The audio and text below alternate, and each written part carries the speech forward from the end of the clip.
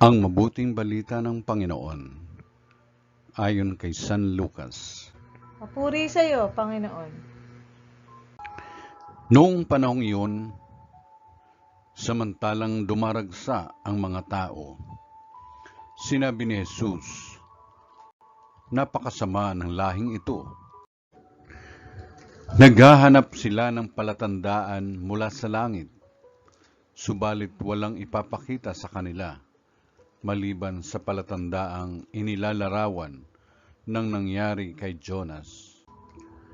Kung paanong naging isang palatandaan si Jonas sa mga taga Nineve, gayon din naman magiging isang palatandaan sa lahing tao ang anak ng tao. Sa araw ng paghuhukom, titindig ang reyna ng timog laban sa lahing ito, at sila'y hahatulan niya ng kaparusahan. Sapagkat nanggaling siya sa dulo ng daigdig upang pakinggan ang karunungan ni Solomon, ngunit higit na di hamak kay Solomon ang naririto.